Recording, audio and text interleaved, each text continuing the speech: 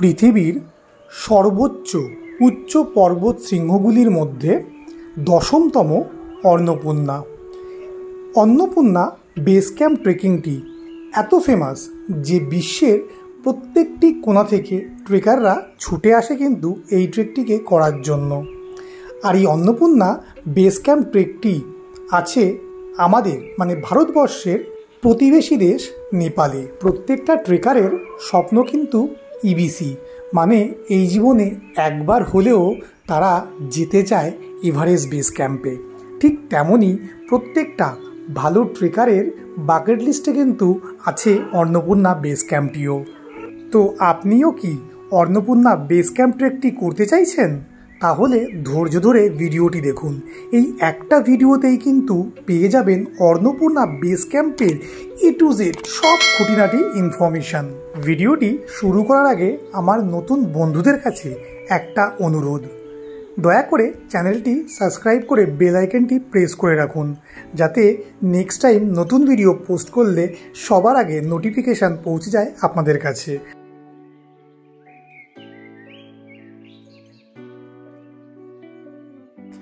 আমি যেহেতু কলকাতার আশেপাশে এরিয়াতেই থাকি, দমদম এসে বন্ধুদের সাথে একটি ক্যাব বুক করে বেরিয়ে পড়লাম হাওড়ার উদ্দেশ্যে।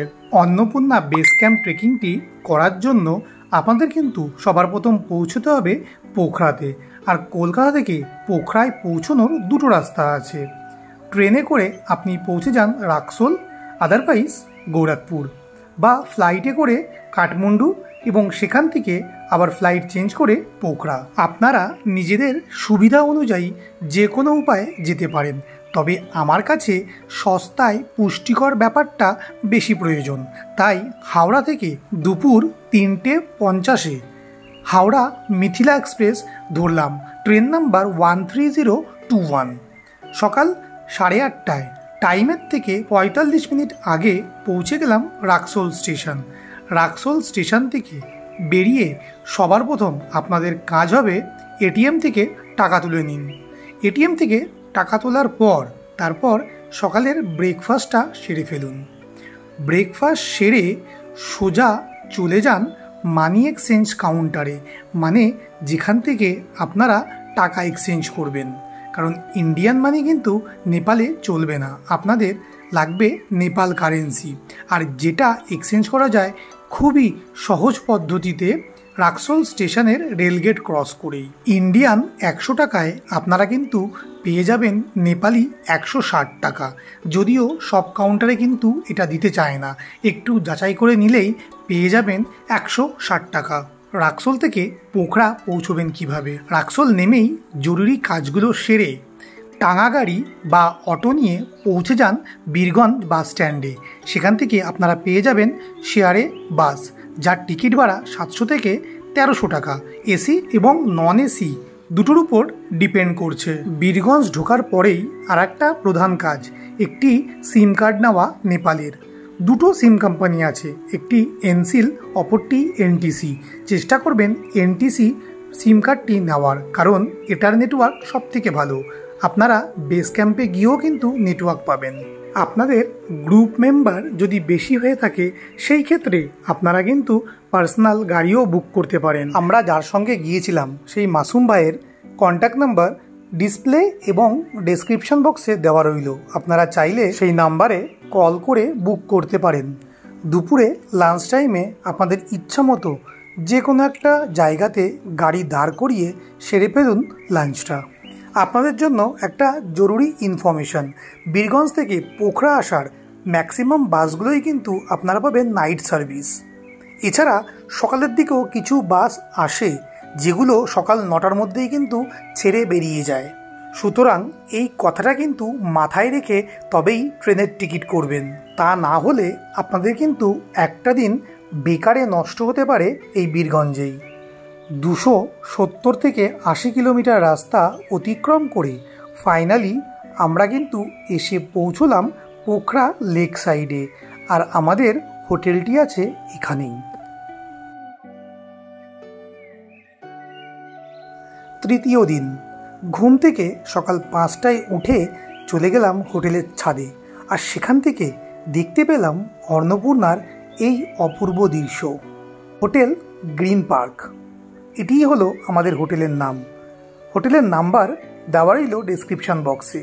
আপনারা চাইলে এখানে কিন্তু বুকিং করে থাকতেই পারেন। হোটেলটি বেশ ফ্রেন্ডলি। শ্যাম ভাই এবং তার ওয়াইফের ব্যবহারও খুব ভালো, এবং হোটেলটিও। আর এখানে কিন্তু বারবিকিউ করতে পারেন আপনারা চাইলেই। সকালে ঘুম থেকে উঠে চটপট রেডি হয়ে ব্রেকফাস্ট করে বেরিয়ে পড়ুন ঘান্দ্রুক বা ঝিনুর উদ্দেশ্যে, যেটা ভাইয়া আপনারা যেতে চান।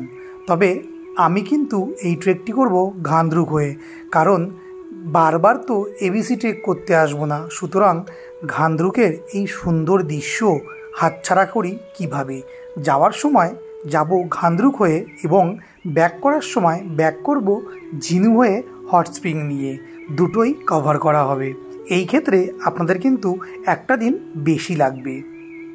নয়াপুল চেকপোস্টে আপনাদের পারমিটগুলোকে চেক করাতে হবে, আর এই পারমিটগুলো আপনাদের সংগ্রহ করতে হবে পোখরা এসিএপি পারমিট অফিস থেকে। নেপালি কারেন্সি 1000 টাকা করে লাগবে পার হেড। আমাদের পারমিটগুলো আমরা পোর্টারকে দিয়েই করিয়ে রেখেছিলাম মাথাপিছু নেপালি কারেন্সি 300 টাকা বেশি দিয়ে। পারমিটটা আগের থেকে করিয়ে রাখায় আমাদের কিন্তু অনেকটাই টাইম সেভ হয়েছিল। যে কোনো সানডে এবং ছুটির দিনগুলোতে পারমিট অফিস কিন্তু বন্ধ থাকে। সুতরাং সেই খোঁজখবরটা নিয়ে তারপরই ট্রেকিংয়ের প্ল্যানটা করবেন। ঘান্দ্রুক পৌঁছে এই হোমস্টেটি বুক করলাম মাথাপিছু 1000 টাকা নেপালি কারেন্সি দিয়ে, থাকা এবং খাওয়া। দুপুরে খাবার সেরে বেরিয়ে পড়ুন ঘান্দ্রুকের আশপাশটা ঘুরে দেখার জন্য।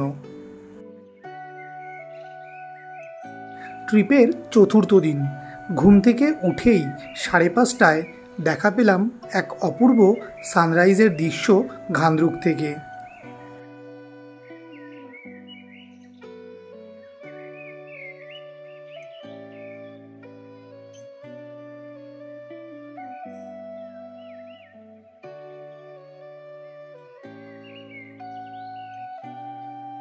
সুন্দর প্রাকৃতিক দৃশ্য সঙ্গে অন্নপূর্ণাকে দেখতে দেখতে সেরে ফেলুন সকালের ব্রেকফাস্ট।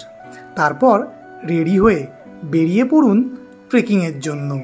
আজ কিন্তু আপনাদের ট্রেকিংয়ের প্রথম দিন। ঘান্দ্রুক থেকে যেতে হবে চোমরং। রাস্তাটা কিন্তু অনেক লম্বা, প্রায় 14 kilometre. Annapurna base camp trekking রুটের একটা মজার ব্যাপার কি জানেন? এই রুটটিতে ট্রেকিং করার সময় আপনি দেখা পাবেন অনেক দেশের মানুষ। এদের সঙ্গে কথা বললে জানতে পারবেন অনেক দেশের নামই হয়তো আপনি প্রথমবার শুনছেন, যেটা কিনা আমার হয়েছিল।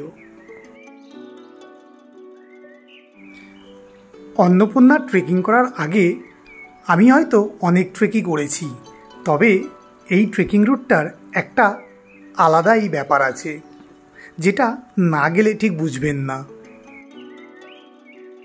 ঘান্দ্রুক হয়ে এবিসি ট্রেক করাটা এটাই কিন্তু আগের পুরনো রুট। এখন তো ঝিনু অবধি রাস্তা হয়ে গিয়ে অনেক ট্রেকাররা একটা দিন বাঁচানোর জন্য তারা ট্রেকিংটি স্টার্ট করেন ঝিনু থেকে। কোভিডের পর থেকে নেপাল ট্যুরিজম থেকে নিয়ম করে দেওয়া হয়েছে গাইড ছাড়া এবিসি ট্রেক করা যাবে না। যদি আপনি সোলো ট্রেকার হন সেই ক্ষেত্রে কিন্তু আপনার গাইড নেওয়াটা ম্যান্ডেটরি। আর যদি আপনারা একের অধিক আসেন সেই ক্ষেত্রে গাইড না নিলেও কোনো প্রবলেম নেই। আমাদের গ্রুপ মেম্বার যেহেতু 6 জন, আমরা কিন্তু গাইড নেইনি। 14 কিলোমিটার ট্রেকিং করার পর এসে পৌঁছলাম চোমরংয়ে। চোমরংয়ে অ্যালপাইন হোমস্টেতে স্টে করলাম। মাথাপিছু 1250 টাকা ফুডিং এবং লজিং। প্রথম দিনেই 14 কিলোমিটার ট্রেক, ব্যাপারটা কিন্তু বেশ কষ্টকর ছিল। আর এই ট্রেলটির বেশিরভাগ জায়গাতেই কিন্তু আপনাকে সিঁড়ি দিয়ে ওঠা এবং নামা উভয়ই করতে হয়। সকালে উঠে ফ্রেশ হয়ে লাগেজ প্যাক করে ব্রেকফাস্ট করে বেরিয়ে পড়লাম আজকে আমাদের সেকেন্ড ডে ট্রেকিংয়ের জন্য। আজ আমরা ট্রেক করব চোমরং থেকে ডোভান অবধি।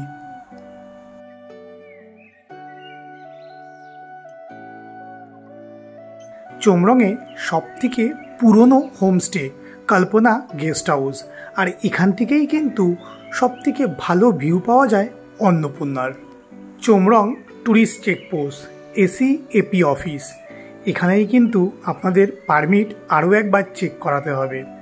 আসবার সময়ও এখানেই কিন্তু পারমিট আপনাকে আবার চেক আউট করিয়ে তবেই যেতে হবে। আর এখানেই দেওয়া আছে এই ট্রেকিং রুটের সমস্ত হোমস্টের নাম্বার, কোন পয়েন্টে কতগুলো হোমস্টে আছে তাদের ডিটেলস, সাথে কন্ট্যাক্ট নাম্বার। আপনাদের দরকার হলে ভিডিওটি পজ করে কন্ট্যাক্ট নাম্বারগুলোকে সংগ্রহ করতে পারেন।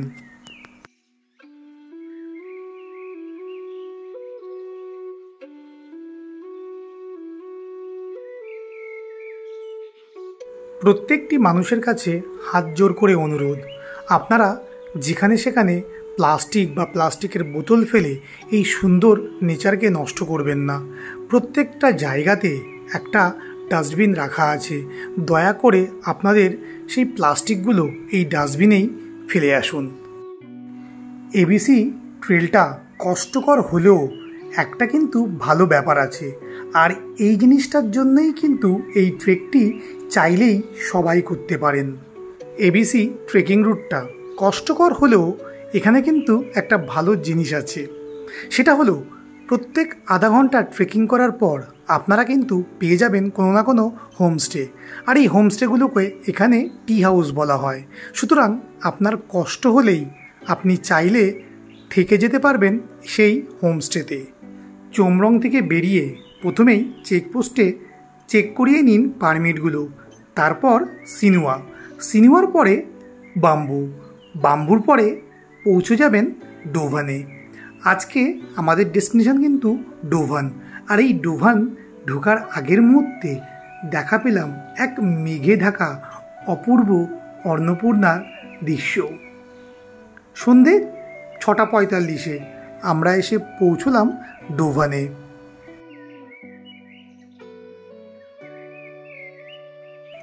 ডোভানে আছে মাত্র 3টে হোমস্টে।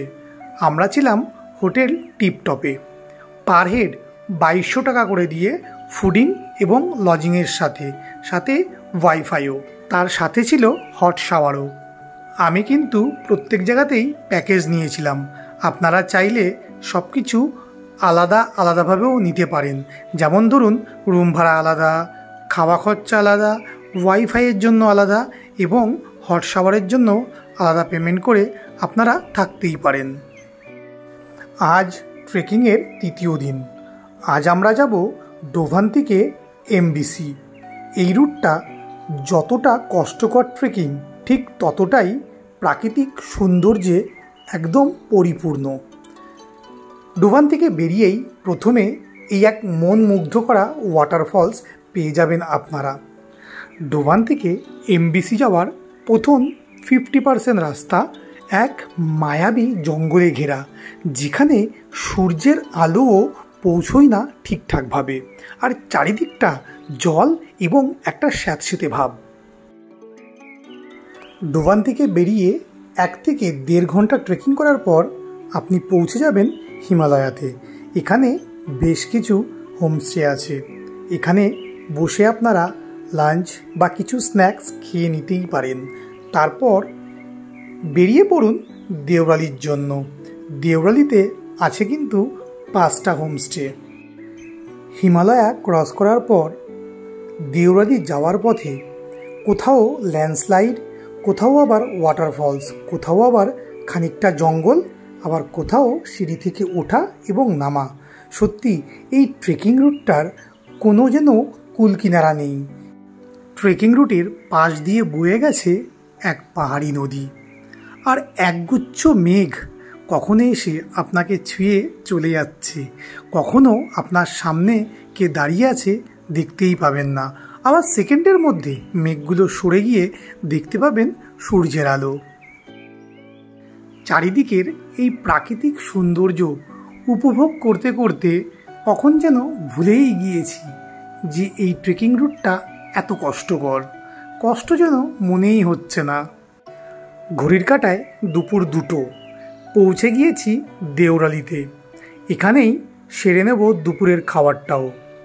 আপনাদের একটা কথা জানিয়ে রাখি, এই ট্রেকিংয়ের প্রত্যেকটা দিন কিন্তু আমি লাঞ্চটা স্কিপ করেছি বলতে আমি বাইরে থেকে কিনে খাইনি, কারণ এখানে কিন্তু 1 প্লেট চাউমিনের দাম 550 থেকে 600 টাকা, আর যদি লাঞ্চ করতে চান থালির দাম 600 থেকে 650 টাকা।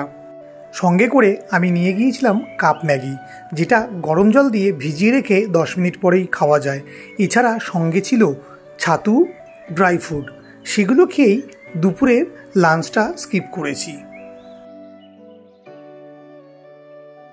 দূরে ওই যে দেখতে পাচ্ছেন মাচ্চিপুচ্চি বেস ক্যাম্প মানে এমবিসি।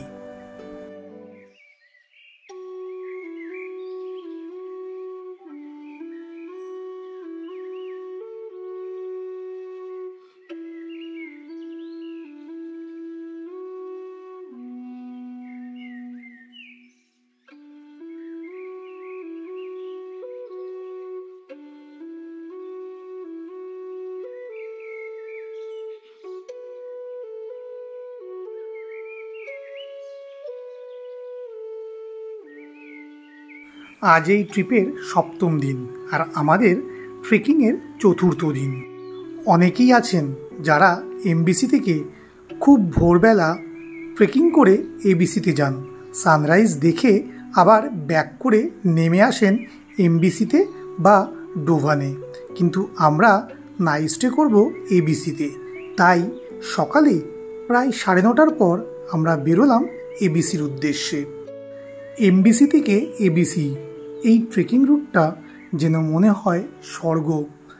যেখানে তাকাই সেখানেই মনে হয় বসে পড়ি আর উপভোগ করি এই প্রাকৃতিক দৃশ্যকে। এমবিসি থেকে এবিসির ডিস্টেন্স 3 থেকে 3.5 কিলোমিটার। ট্রেকিং করে যেতে সময় লাগবে প্রায় 3 থেকে 3.5 ঘন্টা, যদিও এখানে লেখা আছে 2 ঘন্টা। ঘান্দরুক থেকে এবিসি অবধি আমি কোথাও মেনশন করা দেখলাম না কিলোমিটার। প্রত্যেক জায়গাতেই মেনশন করা আছে আওয়ার্স হিসাবে। যদিও এই ঘন্টা হিসাবে যদি আমরা ট্রেকটি কমপ্লিট করতে চাই তাহলে হয়তো কোনোদিনই কমপ্লিট করতে পারবো না, কারণ এখানকার লোকাল মানুষের অনুযায়ী এই ঘন্টা হিসাবে মেনশন করা আছে, যেটা আমাদের কাছে নেক্সট টু ইম্পসিবল।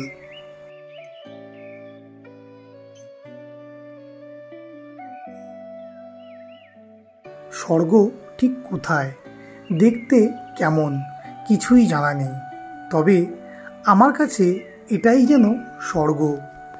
আমার কাছে এটা স্বর্গের থেকে কোনো অংশে কম নয়।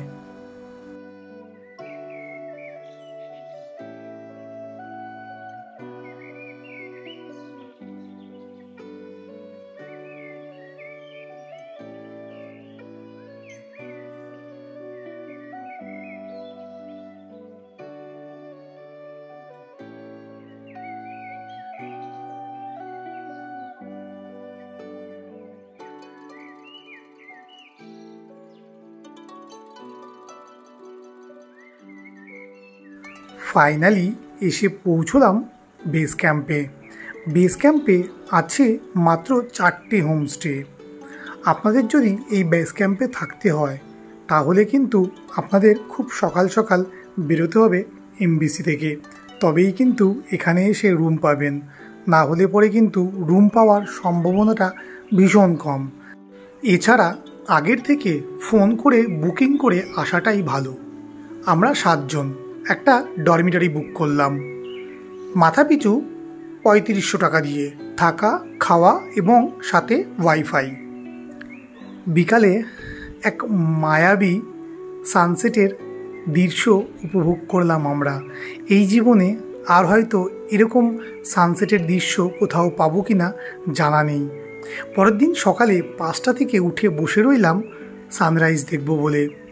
আজকের আকাশটা খুব একটা পরিষ্কার নয়, তাই সানসেটটা যেমন দেখে এসেছিলাম সেই অনুযায়ী পেলাম না। একটু ক্ষুণ্ণ হলাম, তারপরও যেটুকু পেয়েছি এটুকুতেই জীবনের পরম শান্তি।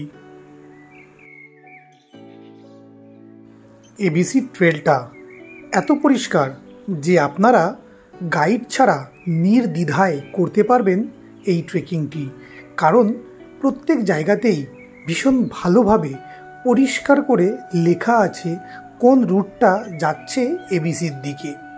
সুতরাং আপনারা গাইড ছাড়া কিন্তু নির্দ্বিধাতেই করতে পারবেন এই ট্রেকিংটি। কোনো চিন্তা নেই, প্ল্যান করুন এবং চলে আসুন এই ট্রেকিংটি করতে। সানরাইজ দেখে ফ্রেশ হয়ে লাগেজ প্যাক করে নিয়ে ব্রেকফাস্ট করে বেরিয়ে পড়লাম আমরা নিচের দিকে এবিসিকে বাই বাই করে। আজ আমাদের ডেস্টিনেশন কিন্তু বাম্বু, অনেকটা রাস্তা ট্রেক করতে হবে। অন্নপূর্ণা বেস ক্যাম্প ট্রেকিং করার সবথেকে ভালো সময় নভেম্বর থেকে এপ্রিল অবধি। এই সময়টি হলো সবথেকে ভালো। মনসুনে এই ট্রেকটি করা সম্পূর্ণ নিষিদ্ধ, ভীষণ রিস্কি এই সময়টায়। ডে 9 বাম্বু থেকে নাইট স্টে করে পরের দিন সকালে 8:30টার দিকে ফ্রেশ হয়ে বেরিয়ে পড়লাম ঝিনুর উদ্দেশ্যে। আসবার সময় আমরা কিন্তু ঘান্দ্রুক হয়ে এসেছিলাম, আর এখন যাওয়ার সময় আমরা যাব ঝিনু হয়ে। চোমরং চেকপোস্ট থেকে পারমিটগুলোকে চেক করিয়ে আমরা এবার যাব ঝিনুর দিকে। এবার আসি এবিসি ট্রেকিংটা করতে হলে আপনাদের মাথা পিছু কত খরচা হতে পারে। কলকাতা থেকে Raxaul up and down sleeper ক্লাসের টিকিট 800 টাকার মতো। বীরগঞ্জ থেকে পোখরা অবধি বাস ভাড়া ম্যাক্সিমাম ধরে রাখুন আপ অ্যান্ড ডাউন 2000 টাকা নেপালি কারেন্সি। পোখরা হোটেল যাওয়া এবং আসা দুরাতের 2000 টাকা। বাস ভাড়া আপ অ্যান্ড ডাউন পোখরা থেকে ঝিনু বা ঘান্দ্রুক 600-1200 টাকা। ঘান্দ্রুকে হোটেলে থাকা 1000 টাকা। চোমরঙে 1200 টাকা। ডোভানে 2000, এমবিসিতে 2500, এবিসিতে 3500। ফেরার সময় বাম্বুতে 1800, ঝিনুতে 1200, হট স্প্রিংয়ে 100 টাকা এবং পারমিটের জন্য 1000 টাকা। মাথা পিছু টোটাল এবিসি ট্রেকটা করতে কলকাতা থেকে কলকাতা মাথা পিছু নেপালি কারেন্সি খরচা হতে পারে 22,000 টাকা, যেটা আমাদের ইন্ডিয়ান কারেন্সিতে 13,000 টাকার মতো। ঝিনুর হোমস্টে থেকে সকাল 8টায় আমরা বেরিয়ে পড়লাম হট স্প্রিংয়ের দিকে। হট স্প্রিং হেঁটে সময় লাগবে আধা ঘন্টা মতো, আর এই হট স্প্রিংয়ে যাওয়ার জন্য টিকিট লাগবে 100 টাকা করে। নেপালের মানুষদের জন্য এই টিকিটের দাম 50 টাকা, কিন্তু অন্য দেশ থেকে যাওয়া মানুষদের জন্য এই টিকিটটির দাম 100 টাকা।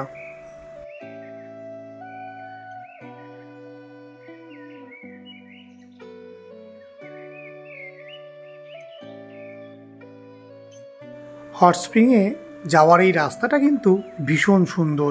চারিদিকে জঙ্গল আর সাইড থেকে বয়ে গেছে এক পাহাড়ি নদী।